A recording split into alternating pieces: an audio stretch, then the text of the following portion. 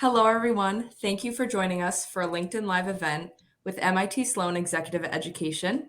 Please let us know in the comments where you are joining from. We always love to see all of the locations of our global audience. Today's event is going to be about women's leadership development. Before we dive in, I'd like to introduce you to our presenters today. Fiona Murray is the Associate Dean of Innovation and Inclusion at the MIT Sloan School of Management and the William Porter Professor of Entrepreneurship.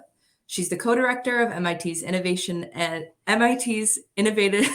Initiative, that's a mouthful, and faculty director of MIT Liquidum Center for Entrepreneurship and Development. Fiona also serves on the British Prime Minister's Council on Science and Technology and was awarded the Commander of the British Empire for her services to innovation and entrepreneurship in the United Kingdom. Alongside her is Elsbeth Johnson, who's a senior lecturer at the MIT Sloan School of Management and an expert on leadership strategy and change. The main focus of her research is on what leaders need to do to help their organizations execute strategy or deliver long-term strategic change without the need for the leader's ongoing personal involvement. And our moderator, Johanna Heising DeFabio, is the Assistant Dean, Sloan Fellows, MBA, and Executive MBA at MIT Sloan School of Management.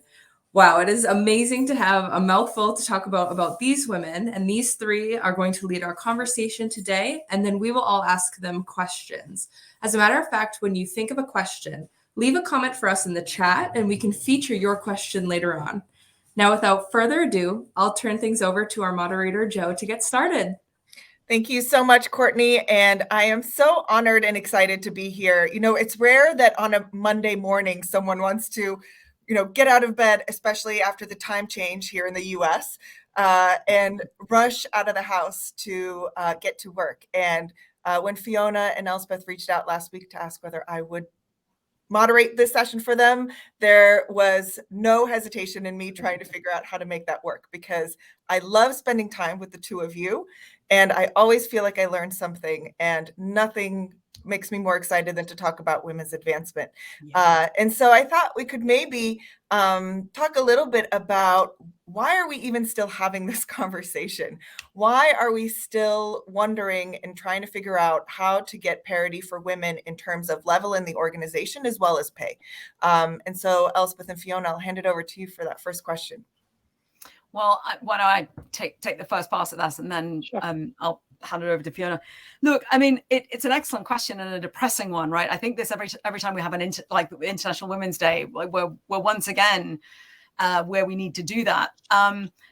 What we know is that we're up against some structural issues, and the big structural issue is that for the vast majority of organizations in the vast majority of countries in the world, the in-group, the people in power with control over decisions and resources are white, straight, able-bodied men. And that has been true for long enough to become the kind of established way of doing things.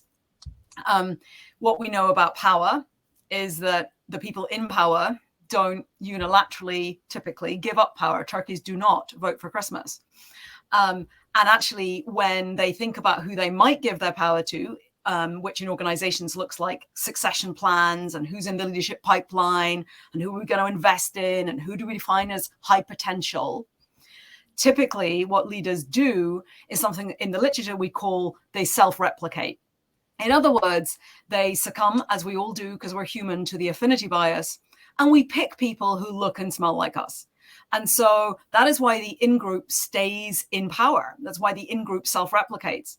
Now, what can we do about that? Well, first of all, we can educate individual women about how to equip themselves with the same skills that the in-group kind of sometimes have. I always think the in-group isn't quite as skilled as they think they are. So things about how to show up with real authenticity and gravitas, how to communicate effectively. So some of it is a skills issue for individuals, but actually an awful lot of it is a conversation we need to be having within organizations. So who are the allies for women? Not just at the annual performance round or thinking about who's on the succession plan, but every day in every conversation and meeting. How can all of us men and women help ally with the amazing women in our organizations and teams. So I think I think we know why we're depressingly still having this conversation, but I also think we know quite a lot about what to do about it. And I think that's pretty exciting. Yeah, me too. And Fiona, you've done a ton of research in this space. Would love to hear what your thoughts are.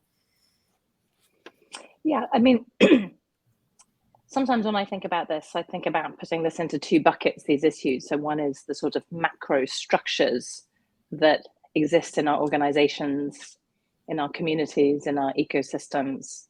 And the other are the kind of micro frictions that we sort of deal with every single day. And I think it's that combination of those two things. And so just as Elsbeth says, we need to have big macro changes in how we do succession planning, how we think about and understand, who looks the part, frankly. Yeah. I've done a lot of work where you basically take the same idea and you put it in different voices. You basically pitch a business idea and you have a female voice pitch it and a male voice pitch it, and you find the reaction is incredibly different. People find the male voice to be much more convincing. And what does that mean? That's a sort of a macro issue. But we also have these micro frictions that sort of exacerbate the problem on a day-to-day basis. And so I think we have to deal with both those buckets.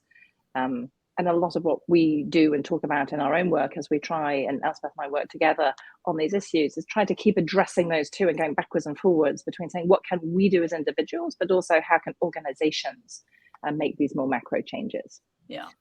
Yeah. And I find it fascinating too, right? Because it's easy to say that it's the white, able-bodied male who only has these biases, but it never ceases to surprise me how much we carry those ourselves. Oh, 100%. And have to overcome our own hurdles. So what holds women leaders back from gaining and maximizing power, and what can we do about it? Gosh, that's not a small question for a Monday morning, is it? No. So I mean, what I like about that question is that it explicitly calls out what we're really talking about here, which is power. And actually, one of the things that we're up against is that I think there are some women who just have a more than your average white, straight, able-bodied man, a bit of a allergic reaction to power in the purest sense, by which I mean positional power.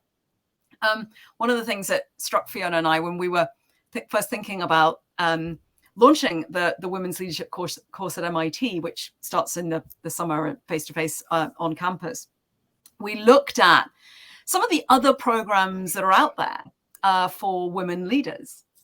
And almost without exception, they all talked about how to gain influence and improve your skills of persuasion. Now, influence is basically power's poor relation. Influence is what you have to do when you don't have positional power, when you aren't the person with the decision rights or the budget in control. And so actually the conversation we need to be having, I think, as women, both individually and collectively, is how do women get themselves in positions of power, where they are the ones making the decision? And then how do they pass that power onto a whole suite of incredibly plausible, credible bench of other women candidates as their successors? You're absolutely right, Joe, that as it's as human beings that we're afflicted with things like affinity bias. If the world was run by short, Scottish, dark-haired women, guess what? I'd self-replicate just like everybody else. But until that happens, what we need to do is create these plural lists of plausible candidates, the bench of amazing women.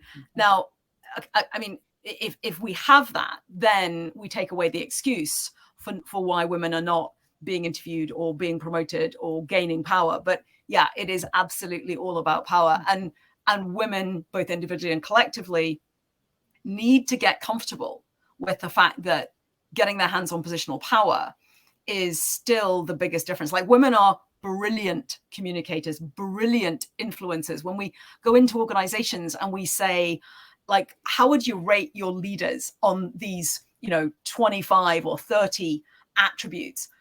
Women on average outscore men on most of the attributes, and yet they're not getting their hands on power. And feels like that's the final bit we need to fix.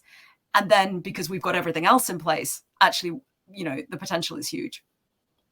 Can I just jump in? So I think we also see that particular dynamic being replicated, being incredibly significant among women who have very particular expertise. Yeah. So I come from a world, and obviously at MIT, we are often in a world of people who have very deep scientific and technical expertise. Joe, as you know, in our executive MBA, we have a lot of physicians, medics, others. We see this with lawyers and bankers, right? People who say, look, my expertise speaks for itself. And so particularly in these professional fields, I think we assume that as long as we've done our work well and we've demonstrated our expertise, then everything else just should speak for itself. And I think we know that's not true. And so particularly in those areas, women need to actually sort of step up and say, no, I need that positional I need that power. Can't just let the work speak for itself. And so that's a group that we obviously spend a particular amount of time with, because that I think is a group of individuals for whom this message is especially important, and where we want to share this message of the tools and the techniques that you need to have to say it's okay for us to say we actually want to get our hands on power, because we know we can make a difference once we've got it. And sometimes I think the framing there is important. It's not power over other people, although essentially it is, because you do have power and you are the one making the decision, but it's the power to do things. And disproportionately, that seems to be an important almost justification for women. I mean, again, not all women. I mean, let's not generalize. I mean, there are some women who have no issue at all, a very healthy relationship with positional power, by which I mean they want it and they recognize its value and they have a plan to get it. That's a healthy relationship with positional power. But disproportionately, women seem to want to feel like they justify their acquisition of positional power because of a mission or a purpose or a greater good. And so however you need to frame what justifies in your personal mind the acquisition of power, I mean, that's the conversation you need to have. But as you say, Fiona, just thinking the work will speak for itself. I mean, it's brilliant that you're brilliant at the work, but actually you need to sell the work, and you need to get the position that your work would suggest you deserve. Yeah. So you two know that I absolutely admire both of you and have learned so much. How have you gotten more comfortable with power? So I'm going to let Fiona take that one first, because I've never had a problem with positional power. I grew up wanting to, political life and politics was something that really interested me. For the first bit of my career, I thought I might want to be a professional politician. And so power was always something that I had, in my mind, a healthy relationship with. But I do think, as I say, we see quite a lot of experts, including academics, actually, who haven't always, they think it's a bit icky or a bit kind of, it's political to engage in that. And yes, it is. And that's how decisions get made. So I don't feel like I've ever had an unhealthy kind of disregard for positional power. But Fiona. I mean, I think that my relationship to that has changed over time. I mean, particularly as an academic, right? You start as an academic doing the work, doing the research, asking the right questions, going through the career hierarchy, and particularly a tenure decision is a bit like becoming a partner at a large consulting company or law firm, when you say, okay, my track record has to speak for itself, and in fact has to convince and persuade a large number of people that this is absolutely world-class excellence.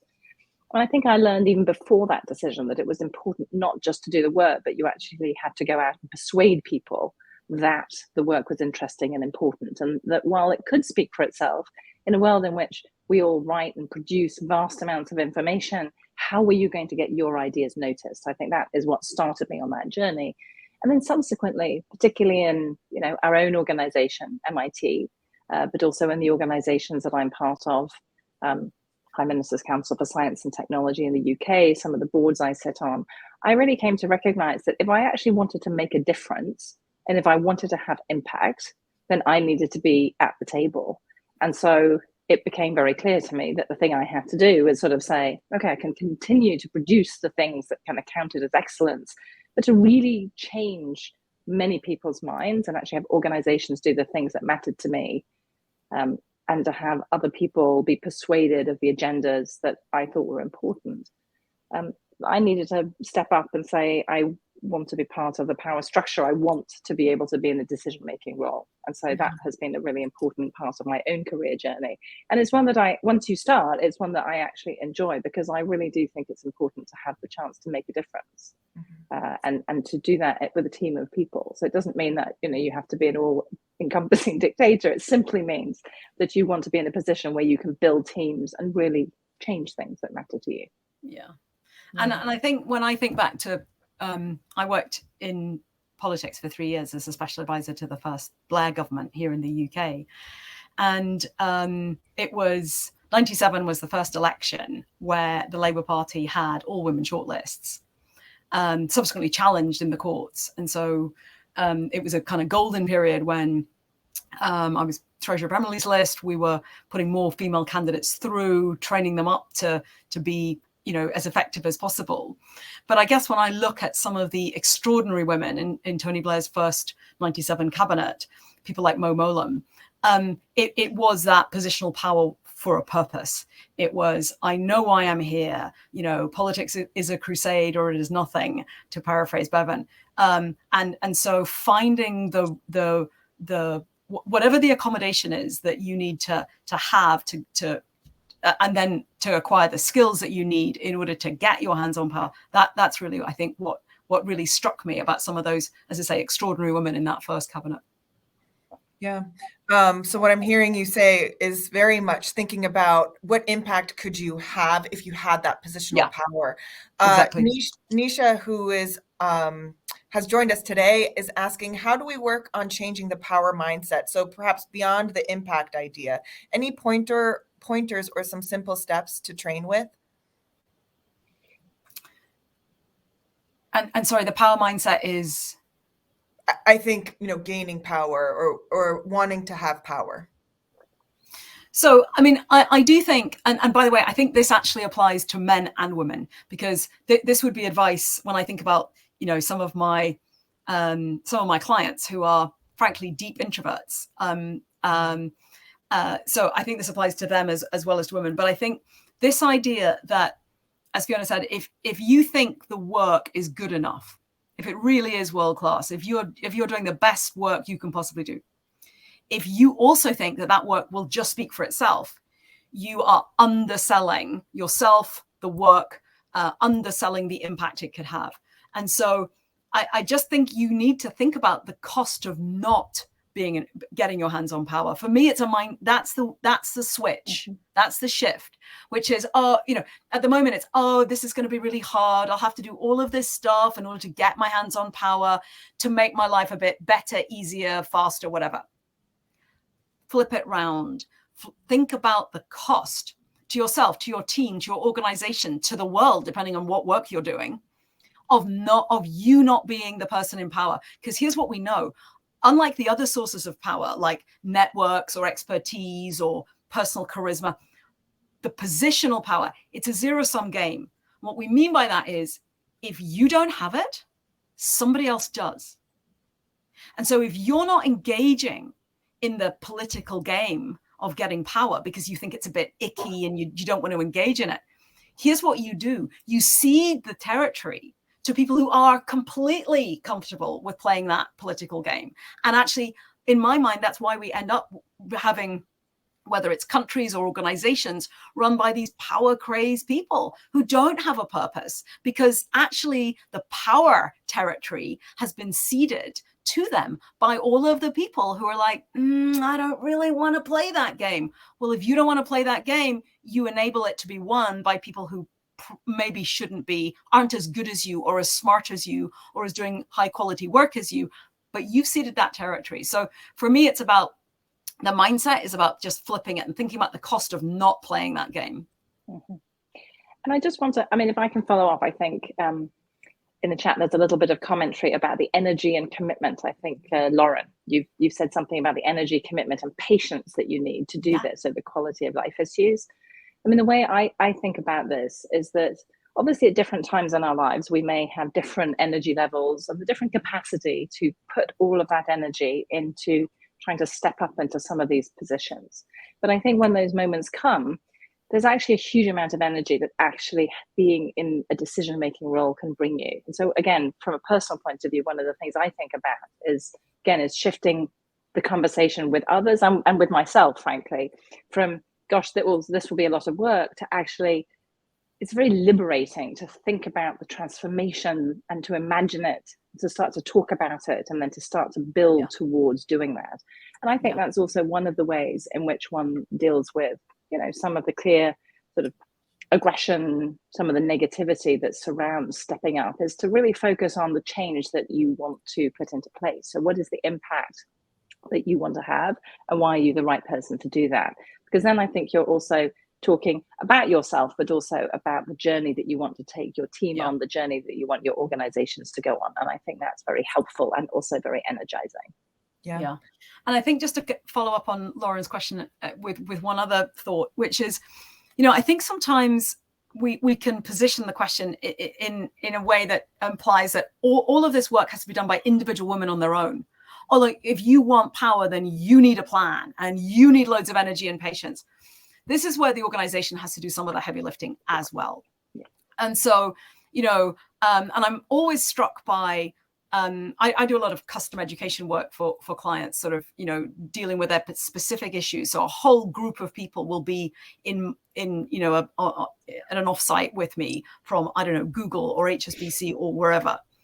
And when we can have an organizational conversation about this, it immediately takes some of the pressure off individual women to find all of that energy and patience, right? Because the organizational question is, how do we make sure that we performance manage men and women in exactly the same way? How do we make sure that we use the same words in job adverts and performance appraisals so that there's no encoded bias in that process? How do we make sure that they're on succession plans and they've got the right development plan around them? So does it take energy and patience? Absolutely. But I do think we need to see more energy and patience from organizations, as well as merely expecting it from individual women. Yeah. And I do think that spending some time for yourself to think about what is perhaps the expertise I bring to the table, but more importantly, how do I strategically think about sharing what I can contribute to an organization, or what I can contribute to this world, and what is the impact that I'm hoping to have.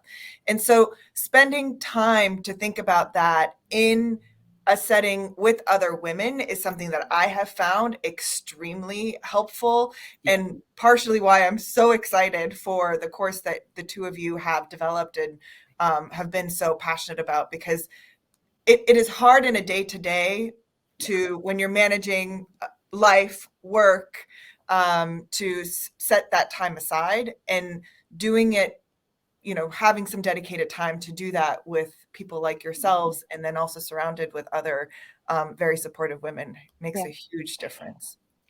Yeah. Jo, I can't tell you, I think you're so right. And one of the reasons we've chosen to run this particular program as a women's program is to start to say, yes, we have to have these individual conversations and we have to decide for ourselves, but let's have a space where we can feel free to have these discussions and to imagine the possible, I think, to imagine what it would feel like, to think about what is the agenda that we would want to move forward, and also to acknowledge that we don't have to feel this way all the time. There's quite a lot of conversation in the chat about sort of balance, exhaustion, tiredness, all of those things. And I think we've all individually, all three of us actually have confronted some of those things. Sometimes I think having a group of people that is helping support you, and we support one another, allows you to sort of say, all right, when is the right moment? It's perfectly fine for all of us to step back. Sometimes the group can help. And I really want to press on this idea that Elsbeth said, which is, we often talk about this as being, women have to do this, women have to do that. That's an exhausting message. And at some level that is actually true, but it's also true that it's not just the individual, it's the institution, right? The organizations, we have to create organizational spaces where this is less difficult. And over time, I think it is becoming less difficult. But let's also remind ourselves that the organization needs to change. And as it changes, this will get easier. It's not going to happen overnight, and we need to be part of that as well. But I do think that there's individual kind of group team and organizational responsibility. And I think that helps distribute some of the energy and effort. Yeah, and I think just building on that, those kind of 3 levels of analysis, right? The individual, the group or the team, and then the organization. When I'm having this conversation about boosting diversity and inclusion with my clients, I'm always saying, look for the kind of the thin end of the wedge. Where are you going to have that kind of, that point where you can really make a difference? Because, and it might be at an individual level, it might be just making sure that someone is on your succession plan or has the right development support. It might be a whole team that you can control and control, as in you get to decide and around resourcing and structure. And therefore you can make some different hiring choices. You can choose to bring in a more diverse group of people into the team.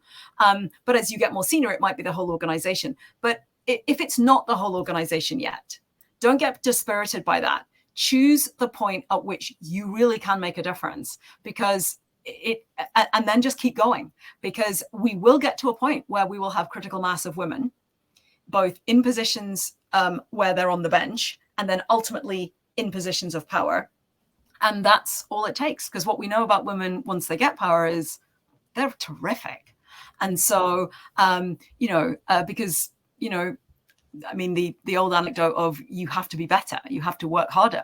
I think all 3 of us have probably been in situations in our careers where you look at the bloke sitting next to you and you're like, I am better than you. And yet we're in the same position. So yeah, I mean, if all we need is the position and the ability to show what we can do, then it feels like the tipping point might be closer to us than we think. Yeah, and I think also, I mean, I'm sure that I know the 2 of you have also experienced this, is that we're seeing men much more wanting to be engaged in this conversation and wanting Absolutely. to be sponsors, where they are pulling women up in the organization as well. So, but I think we've talked a lot about surrounding ourselves with the right people. So could you spend a little bit of time talking about why does networking matter so much for women? Do you want to take that one, Fiona? Sure. I mean, look, everything that we've talked about is about us as individuals deciding that we want to step up into some of these roles. But we know that we don't always get the choice. We're often not in the room where those decisions are being made. And so you need other people to advocate and to say, this is the person who should be put into this role.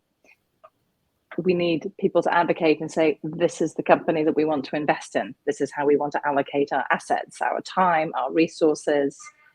And so the question then becomes, who's making those decisions? And so what that means is that we basically need to have a network of allies, a network of individuals. Sometimes they might be the people in the room making decisions. Sometimes they might be people who have access to other kinds of expertise. Sometimes they're the people who help give us energy. And so a network of humans around us is, on the one hand, a very social need. As social humans, we need to gather people around us. But I think a network also, those different individuals in our network can play very, very different roles for us as our careers evolve. And so I think the network becomes very important, not just from a sort of personal sustaining my energy or my emotional strength, but it also becomes important to helping me access resources. And finally, those networks are important in helping make sure that my work is valued by others when I'm not in the room, to basically establish and remind people that I've done great work. And so I think the network is very much the thing that we surround ourselves with, formally and informally, as we basically try to make a difference in the world. And I mean, I guess that would be true for men and women, right? This idea that the network isn't just the instrumental thing that helps you get stuff done, but is also the source of support and ideas and creativity. And so that's true for men and women. But I guess the reason that networks are disproportionately important for women is something that, and actually we'll be talking about it on the program, is what we call the overlap problem, which is that, when we look at typically male networks, in other words, your average kind of senior to middle manager exec, their personal network, so friends and family, and their professional network, so people that they use for work things, actually has got quite a high degree of overlap in the Venn diagram. And you can understand immediately why that might be, because the people they choose to hang out with are also, again, because of the affinity bias, people who look and smell like them. So, senior, successful men, they might play sport together, they might go drinking together, whatever they do, right? The overlap is fairly significant. The overlap for between women's personal friends and family network and their professional network is much smaller. In other words, the bit of the Venn diagram where there's an overlap has a smaller surface area. And what that means is that because that surface area has to get paid for, and the currency is your own time. So that means you need to invest more time on average as a woman, because you've got to do the personal networking essentially that has no benefit on your professional life, because it's the bit of the Venn diagram that doesn't overlap with the profession. And you've got to do the professional bit, usually very often with men, where there's no personal benefit. They're not going to help you, get your kids into a school or whatever, right? So that problem means that women need to be even more thoughtful than men need to be about who's in their network, who are they giving their time to, is that network properly reciprocal? So in other words, are you getting back what you're putting in?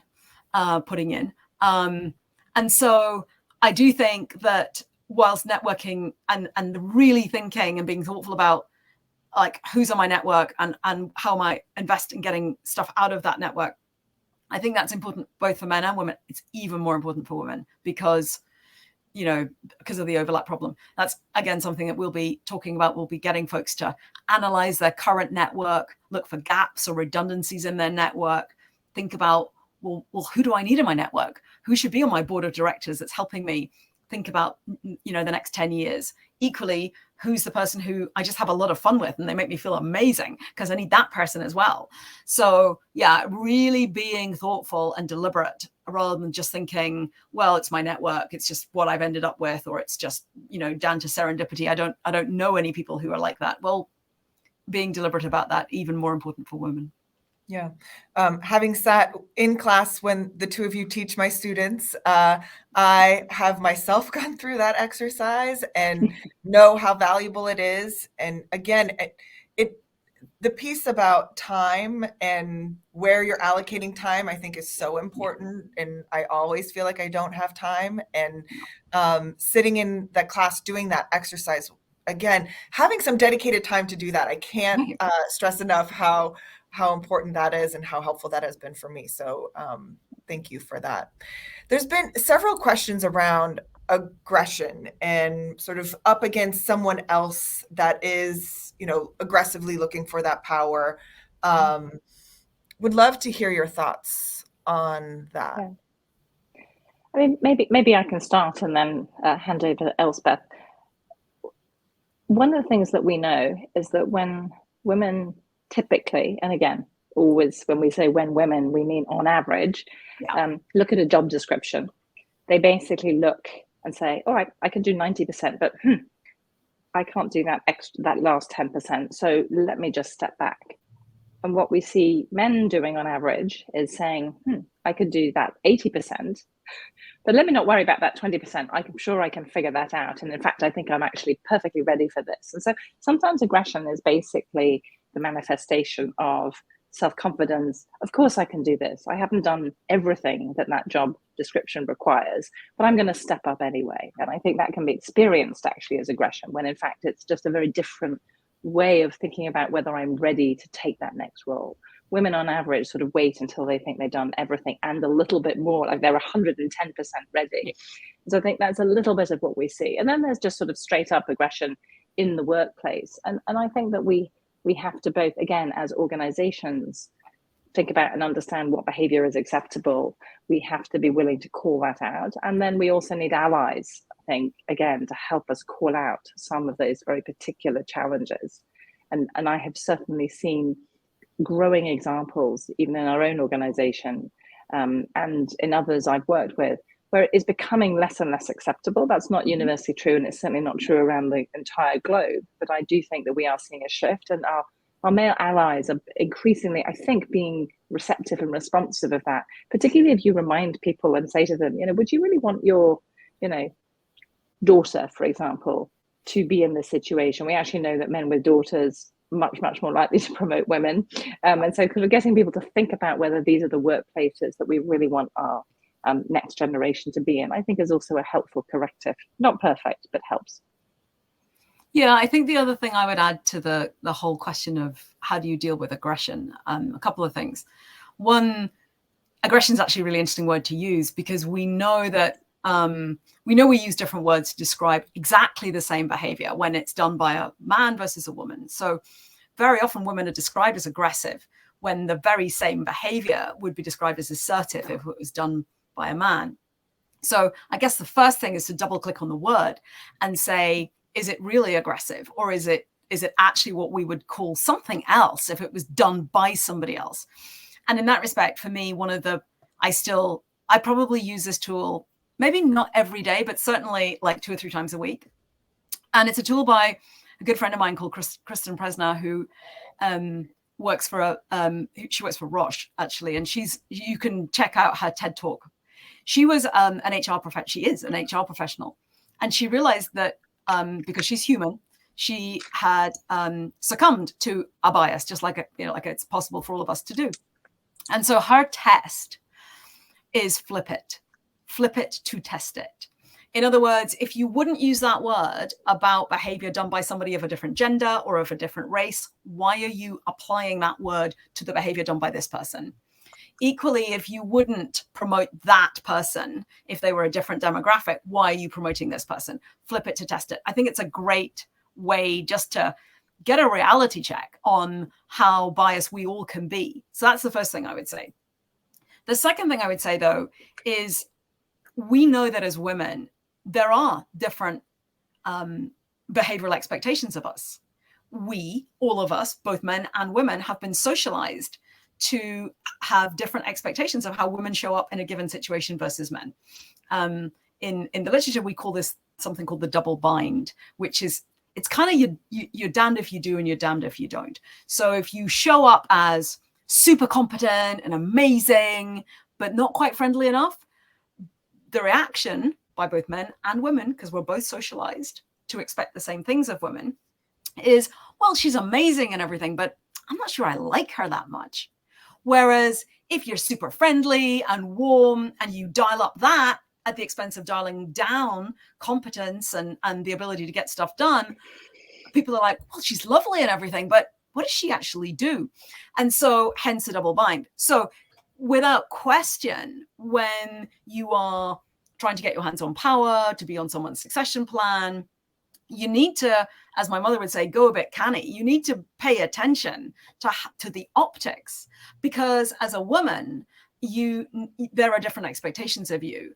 And so working out how to navigate the double bind, I think, is an incredibly important both mindset and skill set. We talk about this on the program, give folks some tools for how to do this in practice, but just recognizing that actually, we can't just behave in exactly the same way as a man would and expect exactly the same outcome, because it just won't happen because of this thing we call the double bind.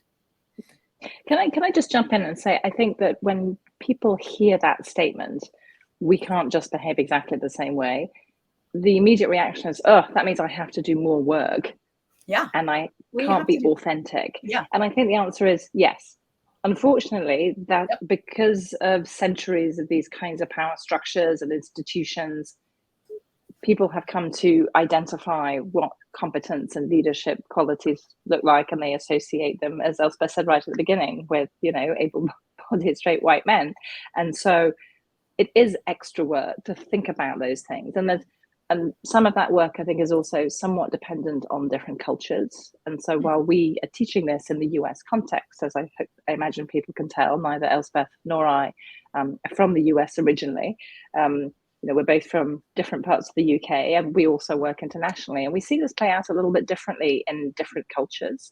We also see these differences and these issues around sort of friendliness, competence, expectations of women showing up differently. Likewise, when we think about race, and so if you think about women of color, I think the double bind almost sort of binds for them even more significantly. And so it is work. And I think that is not an easy message to share. I think it would be much easier for us if we said, actually, we've got this trick because you don't have to work any harder than the men. Unfortunately, I don't think that's true yet. We would like to think we would get to that situation, but it is more effort. But I think in our program, we try to talk about ways of making that effort really productive and doing that for yourself, but also changing the situation, doing that work with your team and on behalf of the teams and organizations that matter to you. Yeah, that's exactly where I was thinking about going for our next question is how can we show up more effectively in the room, and that authenticity piece as well in there. How can we and can we, show up authentically and still show up effectively in the workplace? Yeah, I mean, all of my work with leaders and the vast majority of my clients are male leaders because, you know, it's a proportionate sample.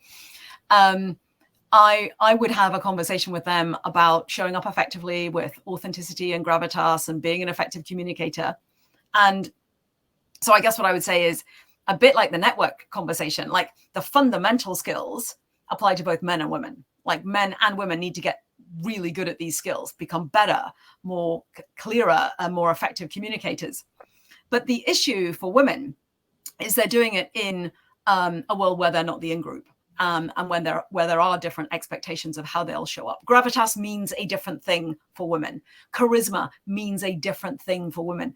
Now, one of the reasons that it's difficult is all of these constructs. When we were creating these constructs, so, you know, charisma as a construct has been around in some shape or form, I mean, badly measured, but in some shape or form for nearly 100 years. When we were first coming up with these constructs and defining them and measuring them, the only leaders in the sample set were men. So they're almost inherently gendered constructs. So I think the first thing to do is to find our own comfortable definition of what charismatic looks like. And I mean that as an individual level, not an entire gender. So I think that's the first thing. And then the second thing we know about how do you show up with skill in a way that's authentic is the secret is practice. So particularly when it comes to effective communication, if you have a process and you follow it and you practice and you rehearse, you will get better.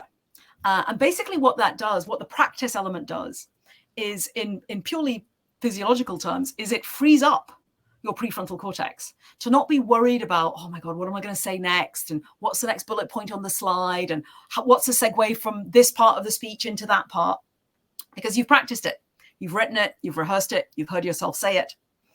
And so because you are ready and confident, you're much more able to be live in the moment, in the room with your audience. And what we know about authenticity is that one of the major reasons that an audience will score a leader as effective and authentic is when that audience feels like the leader has really paid attention to them, really made eye contact, really listened to them. And you're physically able to do that much more when you're not worried about, you know, what the next part of the speech is or what the next bullet point says behind you. So part of it is work. Part of it is just finding the time to go through a pretty exacting process. Again, actually something we'll take participants through on this program, to go through a process of how do you get to a place where it's a pretty effective message or speech or presentation, and then the process of practicing so that you are able to be with your audience live in the room, and so that is the secret to be both effective and authentic. It takes work. There's also a kind of, I think it does require an acceptance that some of this is performative. You know, and I mean, look, I would have this conversation with some of my male clients, leaders as well. I mean, in fact, I've got quite a few. I realize that I've got quite a few who I realize I call performing introverts. They're male leaders. They very often come up through a technical area. They've been really good at that. They've got promoted into leadership. They're now leading a large organization or a part of it. And they recognize that they have to learn these skills and they have to perform these skills. Now, in that respect, I don't think it's that different for women. It's just that the expectation of how good they'll be is probably a little bit different.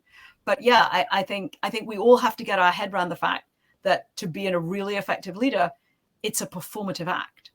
And if anyone's uncomfortable with that, then you know, they're either living in the 1920s when leaders were born, not made. We haven't believed that for a long time now, or we're just not ready yet to accept the investment in time and effort that becoming very good at this requires. Yeah. The one other thing I would say is I think occasionally when people talk about authenticity, it assumes that at every moment and every moment of leadership, I bring my entire self, and that the only way I can be authentic is that, you know, my entire self is there. And I think in reality, all of us have learned, and whether it's, you know, in a classroom, on a stage, in a meeting, that authenticity is about picking those parts of ourselves that we want to bring, you know, into that moment, and those 100%. parts that we want to amplify. And there are other parts of ourselves, you know, that we actually don't, and that we save for other contexts. And I think that's a very reasonable thing, but it just takes a little learning and practice and some thinking. It does. And it's also, also I think this idea thinking about it. It's sort of a conscious decision, and it's also practice, because I think particularly when people are nervous, there's a sort of, it all just comes out, as opposed to that bit about practice, allowing us to sort of be a little bit more mindful about those things. Yeah, I think this is such an important conversation. I actually was recently interviewed by one of my students about the topic of authenticity, and it is so complex. It's easy to say that you're either authentic or you're not. But as Fiona, you were just mentioning, it's much more nuanced than that. And you can actually bring pieces of yourself to any conversation. And I certainly can relate to being a performative introvert. I loved when you used that phrasing the first time. And I thought I'd bring in a question from Bridget Akinch, and not just because she was a former student of ours, but because I think it's a really interesting question about amplification, right? How do we equip women on our teams to step into their power, especially when they have the competing priorities, life demands, and how can we best encourage them to step into decision-making mindset when we hear so much about mindfulness, wellness, balance, and so that would suggest pulling back. Mm-hmm. I mean, let me start, and then I think, you know, Elsbeth has done a lot of teaching and engagement around this. I mean, first, I think we have to try to find spaces and times in our lives when we're not always thinking about this as an either or. So I think understanding the fact that there can be wellness and mindfulness in stepping forward into some of those positions of power, because they're actually often liberating. They can be liberating, and they can give you energy because you have the opportunity to change things in a way that's important. So I do think that there's an opportunity to not perhaps see this as an either or. And then I think the question, as we work with the people around us, is to make sure that as we are doing that and we're stepping up into those positions, we are also bringing other people on our teams with us. And we're challenging them to say, and to both giving them the credit for the things that they do. And there's a sort of and both about bringing members of your team along, so that for each next person down in the organization, this is slightly less difficult, and that we are overcoming some of the blocks and those frictions that I talked about. So I think that we can do that both in a way where we give ourselves energy by stepping into some of these positions, but we also help reduce the frictions for the next group who come next with us. So that's where I'd start in that question. Yeah, I 100% agree with that. I mean, my book is called Step Up, Step Back, because it's all about leaders needing to step up and be really clear about what's expected of people, so that they can then step back and let those other people take decisions and do the work that they ought to be doing, so that basically every level of the organization is doing the highest value adding work, depending on their level.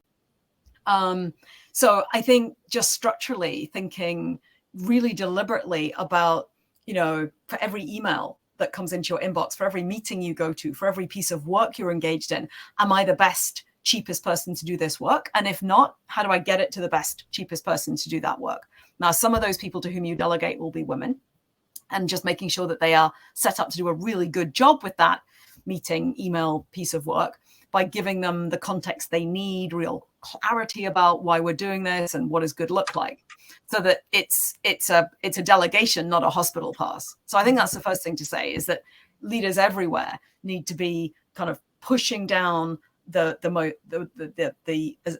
as interesting, value-adding work as they possibly can. It's how organizations deliver operational leverage. It's how we ensure great careers for the people we work with.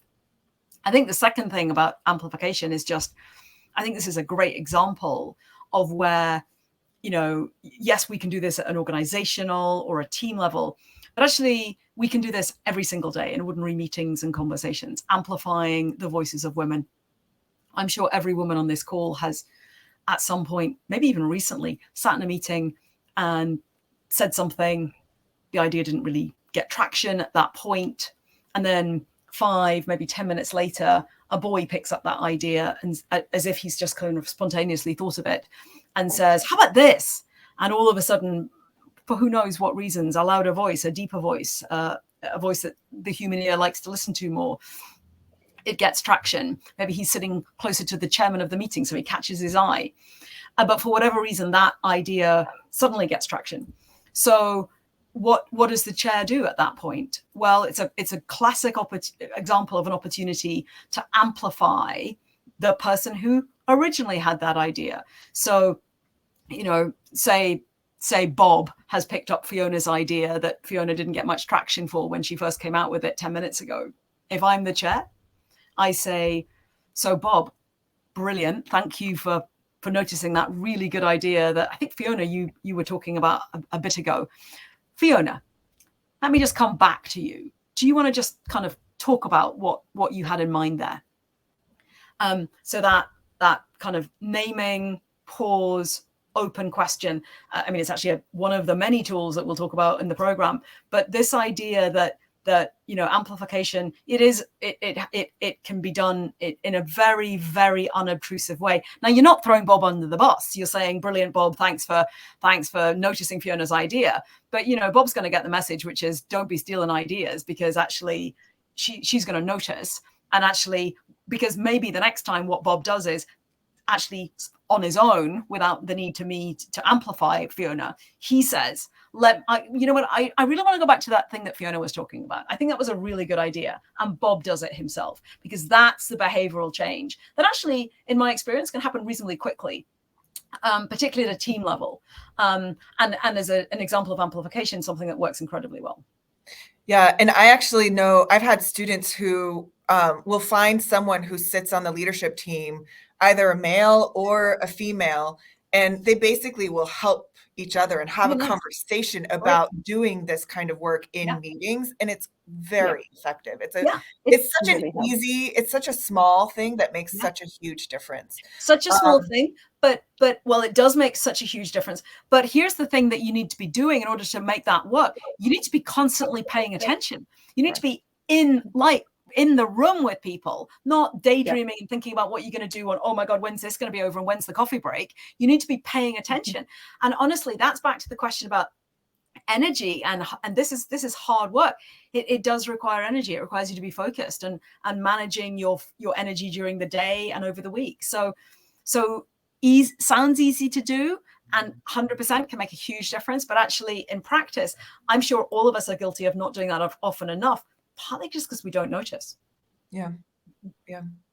I think the other point I would make around this is that when you are in a position of power, you get to control or influence or create the culture and set the example. So if mindfulness or taking care of yourself is something that you value, then show it, say it, name it, and create space for it.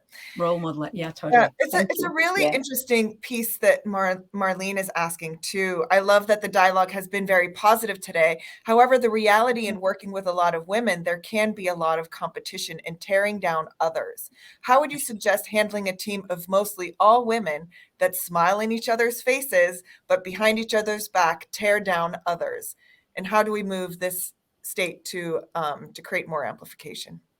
Wow, Marlene, such a good question and a depressing one, I think. I always think that as a woman. We all know those women. I certainly had my fair share of those women, alpha women in the city when I was first there 30 years ago, who, pulled the ladder up behind them rather than kind of pushed it down and helped get more people on it. I guess the first question I would ask you, Marlene, is are you the leader of this team? Because if you are, then I think you are once again in a position where you can kind of set the ground rules. You can be saying to people, here's how we're going to behave as a team. Here's the modus operandi for our team. And it may well be things like we support each other. We look for opportunities to help and amplify each other. And then if you've got those almost as kind of principles of how the team is going to behave with each other, if you've got those established and you're giving each other feedback on the extent to which people are adhering to those principles, actually, I think that's a really helpful tool that you can use to just change people's behavior over time, because this is behavior. I mean, it's just behavior. And the bad news is it's going to take time to change. But the good news is with time, it will change if you are in a position where you can set the ground rules and manage people to adhere to those rules. If, on the other hand, you're not the team leader, you're just a member of the team and you're seeing this behavior, I guess the thing I would advise you to do, the easiest, fastest thing to do, is to get the team leader on the bus. So go and have a conversation with him or her, make this suggestion, and then use their positional power to change the behavior and the dynamic in the team. But it won't spontaneously by osmosis just change. It'll change because the person in charge says this isn't okay. Here's how I want you to behave instead. And then they, over time, give people at the end of every team meeting, at the end of every quarter or month, depending on the cadence of the team, they give them feedback on the extent to which they're adhering to those rules of behavior, if you like. And that's how things change. Yeah. I think that's from Elsbeth, that's from your book too, The Operating Principles. Yeah. I incorporated this on my team and have found it particularly effective. Great. Yeah, it's one of the things that I teach on the teams session in the executive MBA, is the idea to have a very clear purpose or job description for the team, and then some operating principles, like how are we going to behave with each other to get the work done. Yeah. And I would bet that, tearing each other down and, bad-mouthing each other behind our backs is probably not the most effective. Not on the list to do pretty much any kind of work that a team would be doing. So yeah, it's a very useful tool because it's explicit, and then it allows you to go back and say, do you know what, you're not really playing the game here. Let's talk about how you could be more supportive, or cut that behavior out or whatever. Yeah. Elsbeth and Fiona, I really want to thank you. Certainly for the time. I know the two of you are extremely busy, but more so for these amazing tips along the way, and perhaps mostly for taking the time for the passion that you have around advancing women to actually make your dream of this program happen. And so I think the last question I have for the two of you before we close it out is, if we're thinking about this type of work, and perhaps even coming and joining you for the program, who is the ideal participant? Elsbeth, Well, I think it's somebody who is already in some kind of position of power, but maybe not enough. I think that kind of that makeup of they might well have been technical experts in the past and are now coming into positions of leadership and making that transition.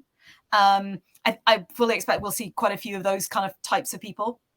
I think also people who just feel like they want to take a week out, take 4 days out, come to MIT, come to learn some stuff. We think we've got some really interesting frameworks and ideas and tips that will be helpful, but also critically to meet and learn from an amazing cohort of other senior women. The cohort, the power of the cohort, I think will be amazing. So people who want to come to learn, want to come and share, and who are also committed to kind of staying in touch with that cohort. Maybe not every single one of them, but staying in touch enough to be a source of ongoing support. When you go back to the ranch and, in 6 months' time, you're facing a difficult conversation or a kind of, point in your career when you could really do with some help and somebody to talk it through. There will be people in whom you meet this June who will be the people with whom you talk those decisions through. And I think that people who want to really fully use the cohort, I think would be the other thing I'd say. Yeah. Yes. And I would just say as well, people who are, as Elsbeth says, you know, on a journey in their careers, who do often have the deep expertise, but are really thinking about what to do and taking that next step. And for whom coming away and just spending a few days is a real source of opportunity, and where, you know, they want to be energized by the activities. I think that this will be a very energizing time. It'll be intense. Learning at MIT is always an intense experience. It'll be intense, but it will also be community building. And I think it'll be a great source of networking and a tremendous source of strength, and a very positive sense of the opportunity. So people who want to do that with us, we will be delighted to have you join us. Well, thank you both. I know it is the buzz around all of MIT Sloan about this new program that everyone wants to attend. And I know we've had a lot of people on today, and I know I'm going to hand it over to Courtney in a second, but I have done these types of programs before, and I couldn't recommend it more. I would love to be a part of this program. It is a gift. It is such a gift, and I hope you give it to yourselves. But Courtney, over to you. Thank you so much, Joe. Thank you, Fiona, and thank you, Elsbeth. This was a wonderful conversation. And thank you to our audience today for joining us. The questions were on point. If you'd like to learn more about the program we mentioned, the Women's Leadership Program at MIT Sloan Executive Education in person, it will help you develop a plan for action and give you the tools to implement it. So we'd love to see you for 4 days on campus starting June 20th. We put the URL here. We'll put it in the chat as well for you to click through.